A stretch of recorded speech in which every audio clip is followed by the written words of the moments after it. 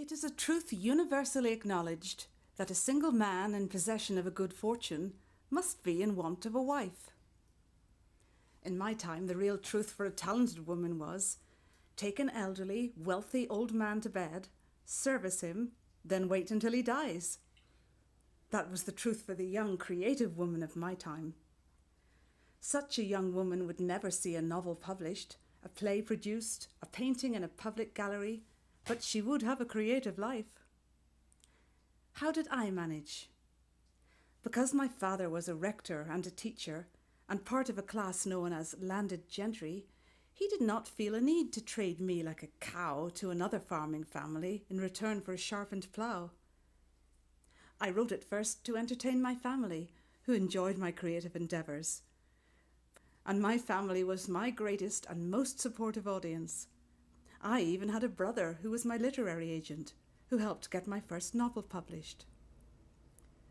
But for all my acclaim in your time, in my time, one of my few positive reviews was by Sir Walter Scott, who praised my realism. I'm told I'm well read and well received now. How few artists are recognised in their time. Few are women artists. If your time is different, I'm sure it was a long fought process. Men have had every advantage of us in telling their own story. Education has been theirs in so much higher a degree, the pen has been in their hands. I should not take on airs that I alone found a way to be published. There were a few women authors in my time and after my time. One in particular found my writing wanting. Why do you like Jane Austen so very much? I am puzzled on that point. I had not seen Pride and Prejudice till I read that sentence of yours, and then I got the book. And what did I find? A commonplace face, a carefully fenced, highly cultivated garden with neat borders and delicate flowers, but no glance of an open country, no fresh air, no blue hill, no bonny beck. These observations will probably irritate you, but I shall run the risk. Miss Austen is only shrewd and observant.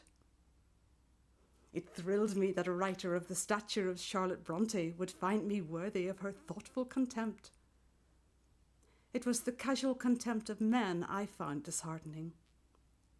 The more I know of the world, the more I am convinced that I shall never see a man whom I can really love.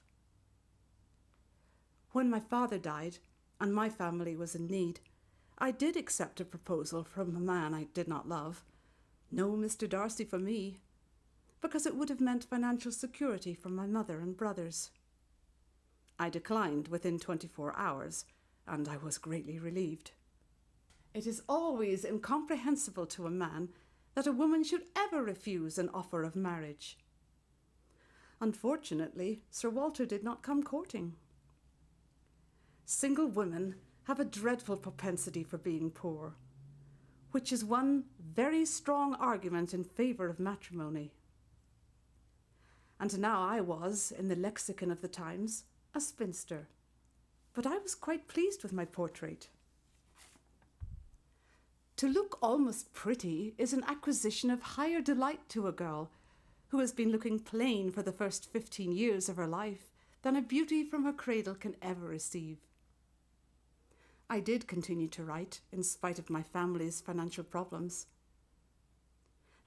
There is a stubbornness about me that never can bear to be frightened at the will of others. My courage always rises at every attempt to intimidate me. If you cannot be born into a loving, supportive family, find one, create one, be one for yourself. I will be your family.